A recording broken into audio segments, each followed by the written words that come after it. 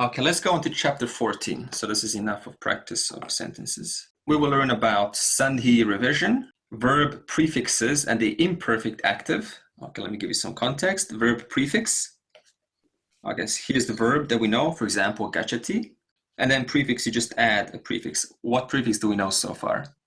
Ah, that's our first prefix that we don't know.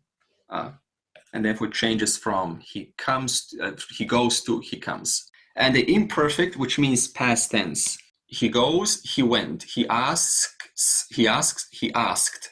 He serves, he served.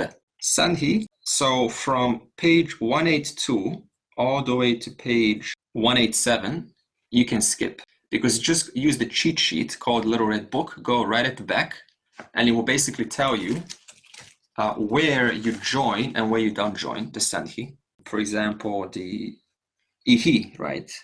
Munihi. Munihi joins, for example, ka, right? Munihi kasya. Do you join them? No. How do you know? Because there's no dash here. Does that make sense? Right? Or you got m. Suppose word 1 ends with m, naram, and then it joins word 2 that begins with n, like na. Do you join these two words? No. Why? Because there's no dash. If there was a dash, then you would join. How about tasmat? I'm going to use it. Tasmat labhate. Second word, so this is initial means second word, right? That's all it means. Labhate. Now, do I join t and l? Let's see. Tasmat labhate. Yes. How do I know? Because there's a dash on the right side. Therefore, join. And of course, you change the t into a l. So therefore, it's going to be tasmal labhate. So that's what those pages in chapter 14 are talking about. Where to join, where not to join. Answer is go to Little Red Book and it will tell you everything there in a very quick reference guide format. I personally never went to Little Red Book in my life to see the Sandhi because I just go to the charts in the Thomas's book. I think they're just more clear to me. So that is done. All right. Then grammar verb prefixes. Okay, so I'm going to show you verb prefixes and the imperfect in a colorful way instead of using the book way. Verb prefix. For short, you can put VP because you need to add into your personal dictionary. You need to know what is a verbal prefix. You just put VP. It subtly modifies the verb meaning. So what is a verb prefix? It modifies the verb meaning, like gachati. Gachati, from he goes to he comes. English example, receive, perceive. The sieve remains the same, but the re and the per changes. So this, whenever you see these orange letters from now on, it means it's a verb prefix. Okay, what about Sanskrit example? That's the one that we know so far. Means motion towards or return or to, in other words, to something. So when you attach this which means motion towards, onto a verb like gachati, then gachati, if gachati means he goes, then if you add motion towards, then he goes becomes he comes towards, therefore he comes. So it's not like we changed it significantly. There's still a presence of gachati, even though it says agachati, right? It's still a presence of he goes, even though it is he comes now. Same as in English, adventure. Venture means an undertaking. But adventure, let's go on an adventure. What are we saying? Let's go towards a venture. Let's have a motion towards some venture. Therefore, adventure. So this is compared to ad in English. Basically, they're 100% the same. Prati, this is a common one. Prati means back to or against. So if you look up prati in Sankosha app, you will literally see, back to or against, same meanings. Or if you look up these other verbal prefixes that I will show you, you will see the same meanings that we will give you here. So let's attach prati onto gachati. Here it is, prati gachati. it now becomes he returns. He goes back. Rama returns to Sita. Ramaha Sitam prati gacchati. Rama goes to Sita. Ramaha Sitam gacchati.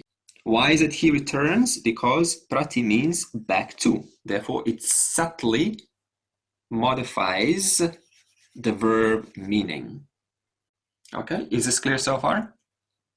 Summary, what is a verbal prefix? You are attaching a word before the verb. Prefix, verb, equals verbal prefix. Andrea, is there any other verb you can add this to other than gacchati? Absolutely, yeah. We will see like that. any verb? Yeah, we will see what it means because now I have to look it up in a dictionary, but I'll give you the ones that were given. Yeah. But you can now mix and match. I know what you're saying. You know, what happens if you put prati smarati? You know, does he remember towards something? So this you can look up in a dictionary and get the real meaning. Does wonder, does na gachati come into this? Na agachati? Na agachati. Or na gachati, I'm not sure how it's na gachanti because we used it before. What are you trying to say? Not coming, not returning. Yeah, but this is yeah, sure. This is good. So na prati gachati. He does not return. So in other words, Rani said, let's put a na here. Na prati gachati. Ramaha Sita na prati gachati. Now Sita is angry. But na is not a verbal prefix, it is a negation. Yeah, good. So prati agachati is also he returns? Now I will get to that. What happens if you mix them together? You're going to have some sandhi there. Good, but Sang is already on the right track. That will be pratya then, pratyagachati. Good. So pratyagachati. Mostly frontal verbs. Well, it's going to be frontal verbs, not mostly. Frontal verbs, that's what a verbal prefix is. It can also be front of nouns. So you can say prati and then attach it to a noun. How is that going to change the noun? We will see that later. But I want to let you know that these verbal prefixes can be attached not only to verbs, but also to nouns like naraha, palam, sena. Most VPs, verbal prefixes, change meaning of the verb. A little. We just explained that. Not totally, but just a little bit. However, a few change the meaning entirely. For example, ava, gachati, this is another verbal prefix, by the way. Ava means down. So if you look up ava in Sankosha, you will literally see down, away, or off. But in this case, down. That means directionally down. So ava gachati, we would now expect it says he goes down. That is correct. However, ava will also completely change into he understands. Is there any correlation? I guess you could say in English, I am down with that, but I just made that up now, but there's no correlation at all. So how do you say I understand? Aham ava gacchami. Yeah, ava. Aham ava gacchami. So that's a nice word, right? A nice verb, I understand. Ava gacchami. Okay, subject to sandhi. Prati gachati, prati plus a plus gachati, pratya gachati. So what do I mean by that? If there is a sandhi between the end of the verbal prefix and the beginning of the verb, then you will apply sandhi. This is a common rule in there's no exception in Sanskrit. Whenever you join words, you have to apply sandhi, even verbal prefixes. Okay, what about a verbal prefix before a gerund? End the gerund with a ya and not twa. Chintayitwa, matwa, gatwa. So twa, twa, twa means gerund. But if you put a verbal prefix before a gerund, then it is not going to be a twa, it's going to be a ya. A is a verbal prefix plus gam equals a, not gatwa, but a gatya, having come, versus just gam turned into a gerund equals gatwa, having gone. Isn't it agamya? Agatya or agamya, both are applicable. Both can be used. Both can be used. Good. You'll see this in the book. I just used gatya just to demonstrate that it is a ya indeed. Rule. When using a verbal prefix with a gerund, end the gerund with a ya and not a twa. This is page 188 of the book. Upa, towards, near, up to. So upa plus gachati. Instead of he goes, now it's going to be he goes towards, he goes up to. Ramaha sitam upa gachati. Rama goes towards Sita or up to Sita. That means he walks up to. Prati gachati, we just explained, he goes back to or he returns. And this prati, just like that remember that is equivalent to adventure in English. This prati is equivalent to, in English, as in reverse or return. So prati equals equals ad. So far we have done verbal prefixes. Any questions before we move on to the past tense? Attach a verbal prefix before a verb, done. Next, imperfect. This is a fancy name or technical name for saying past tense, something that has happened, not of today. In other words, it's happened in the past. In your personal dictionary, you can put imp. That's how I do it, for short for imperfect. What is it? Past tense. It is formed from the present stem. Gacha, prcha, smara, manya, and it has a short a before the stem, not long a. Why? Because long a is a verbal prefix. If you put a short a, that is a imperfect. So let's repeat this 5 times, just not to get confused. Repeat. Long a equals verbal prefix. Short a equals past tense. Long a, verbal prefix. Short a, past tense. A, verbal prefix. A, past tense. A, verbal prefix. A, past tense. There is no correlation whatsoever between them. One is long a, one is short a. So if you put a short a before a verb, that verb becomes past tense. It's simple as that. However, you also have to change the endings slightly. That means the declensions at the end have to slightly change. So yes, there is another paradigm to learn, but basically the stem remains exactly the same. So let's see, formation. A, verb stem, plus the imperfect ending. In other words, the past tense ending. For example, let's do parasmaipada. A, vada. Vada means, right, speak. A, vada, plus t, he spoke. Now, what do we know about vada? Vadati. In other words, you would have an extra e there. But you subtract that e and you have avadat, he spoke. How do you say he went? Gachat. Excellent. How do you say he remembered or she remembered? Asmarat. Good. So asmarat, agachat, achintayat, atmanepada. This is actually chapter 15, but I'll introduce you to this now. A, same thing. Bhasha. Instead of bhashate, you just change that a into an a. Abhashata. How about he thought? Amanyata. Amanyata. That's it, he thought. Or achintayat. So what have we learned so far? In imperfect tense, number 1, add a short a. Number 2, slightly change the endings. That's it. Let's go through this paradigm together. First, we'll say the original. Gachami. And then we'll say the new one. A gacham, gachasi, a gachaha, gachati, a gachat, gachawaha, a gachawa, gachataha, a gachatam, gachataha, a gachatam, gachamaha, a gachama, gachata, a gachata, gachanti, a gachan. So notice the gacha, gacha, gacha, gacha, gacha, gacha, gacha, gacha, gacha remains exactly the same. What's the only thing that changes? The endings. Okay, now what Sandha has brought up. What happens if you want to mix verbal prefix and the past tense? Here's the formula.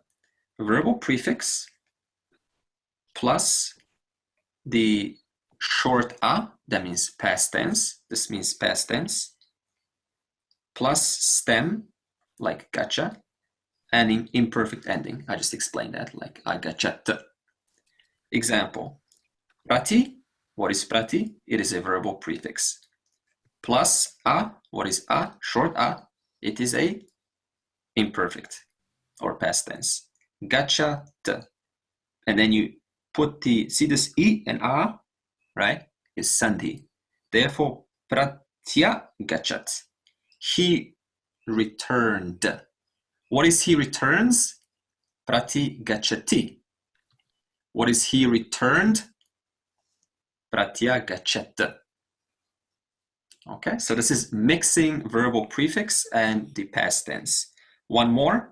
What about long a? This is a, remember this is a verbal prefix to long a, and you want to mix it with the past tense. Again, sandhi. It becomes a gacham. I came. So what is just I came? What is just I come? A gachati. I came. A gacham. So you're just mixing this together. You can't really see it, right? But it's still squished in there. So what do we learn here? When you want to turn a verbal prefix into a past tense, then the order is first verbal prefix, then past tense, and then stem, and then the ending. Prati, here it is. So this is exactly what we just done. Prati, this is a verbal prefix. A gachat, pratya gachat, he returned. Upa, verbal prefix, past tense, and then gachat, that's also past tense. Upa gachat. See, upa, see this long a, because you combine these two a's into a long a. Upa gachat, he approached. So how do you say he approaches? Upa gachati. Finally, let's go through the new vocabulary and we are done. A plus ni. What is this a? Please, someone relay this back to me. What you call this a? Verbal prefix. Good, verbal prefix. Why is it? Okay, what if you have a? Which one is that called? Past tense. Okay, good. So we have identified the difference. A plus ni, this is the root, equals anayati. He brings. So anayat will be he bought, is it? Anayat. The prefix usually change the meaning of an existing verb. Is there another verb there in anayati, like nayati, which means something else? Nayati means, yeah, he takes. Anayati means he takes or carries, or he leads. He takes or he leads. Okay. So just by adding the a from he takes, that means he takes away. Yeah. And then a means motion towards. That means he brings towards. That means he brings. Upa gam. Upa gachati. He goes towards, or he or she approaches.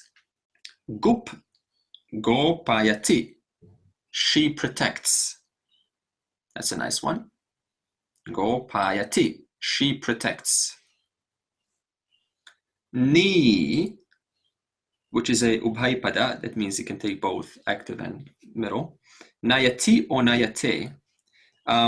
Please cross this out because the proper way it's got two meanings, and if you don't know these two meanings, the real life work is going to confuse. Meaning number one means he takes or carries over to, as I explained to Joy. That means I carry something over to someone else. Meaning two is he leads, as in he guides or she directs someone how to do something. So it's two meanings. The book only gives you meaning number two. This meaning number one is more common, by the way. That's why I say you need to know both. Pa, pibati, she drinks. Prati plus gam, prati gachati. She goes back or he returns. Buddha, bodhati or bodhate. This is a upaipada. This is an excellent one. She knows. Bodhami. I know. Has, hasati, she laughs.